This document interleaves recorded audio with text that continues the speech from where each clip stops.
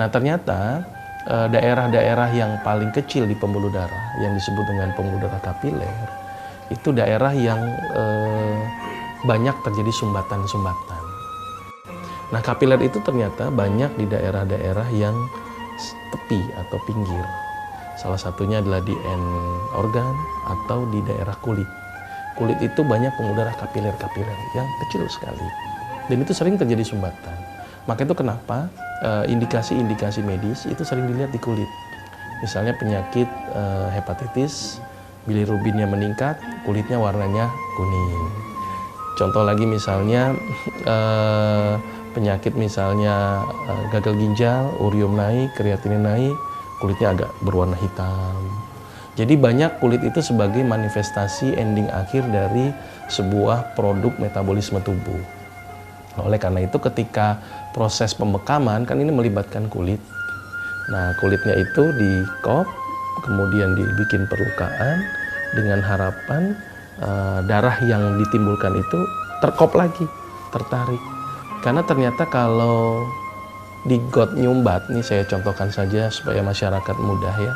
Got nyumbat disodok gampang. Tapi kalau pembuluh darah tepi kapiler nyumbat gimana nyodoknya kan gitu kan.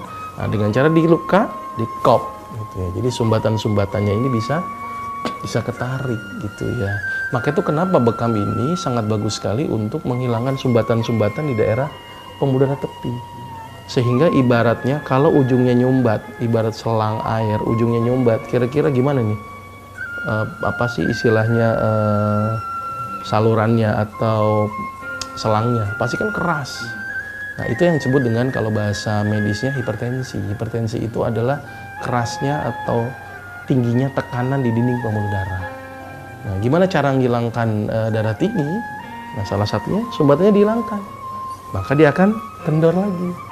Nah, itu bahasa medisnya disebut dengan resistensi vaskuler perifer atau tahanan pembuluh darah tepi.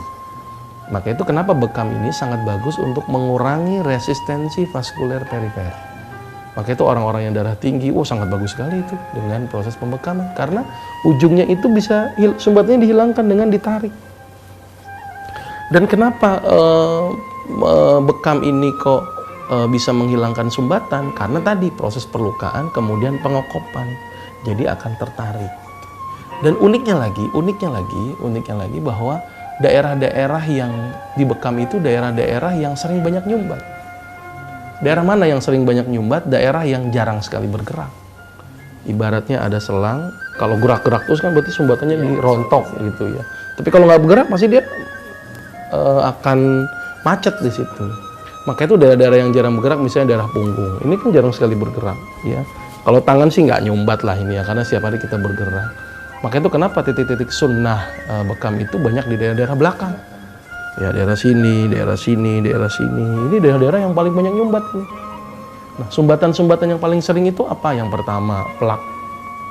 Terus pembuluh darah atau darah-darah tua yang dia nggak bisa elastis lagi, sehingga dia ngendap di situ. Maka itu kenapa disunnahkan sebulan sekali itu karena setiap hari pasti darah itu akan mengalami proses tua. Itu sumbatan yang pertama. Belum lagi lemak, belum lagi trombus, belum lagi toksin dan sebagainya akan numpuk di situ. Sumbatan itu akan menyebabkan darah tidak bisa mengaliri nutrisi menuju sel. Timbullah kematian sel, ya. Maka itu kulit kita menjadi jelek, buruk dan sebagainya. Maka itu bekam ini sangat bagus untuk menghilangkan sumbatan dan melancarkan aliran darah. Itu manfaat dari sisi yang pertama bahwa ternyata bekam itu sangat bagus untuk tadi. Terus yang kedua, kalau sumbatannya itu terambil, berarti kan komponen-komponen yang tidak berguna bisa terbuang. Racunnya terbuang, trombusnya terbuang, semuanya terbuang. Maka itu kenapa bisa menurunkan zat-zat yang tidak dibutuhkan oleh tubuh, kolesterol. Maka itu kenapa bekam bisa menurunkan kolesterol, asam urat, bisa menurunkan asam urat, terus kemudian racun, bisa membuang racun. Nah, darah-darah tua ini kalau seandainya memang tidak tidak berguna dan nyumbat, sering dipakati, diolah di limpa. Tapi gara-gara sudah dikeluarkan darah bekam, maka beban kerja limpa juga menjadi berkurang. Nah, ini gambaran sedikit kenapa bekam ini sangat penting.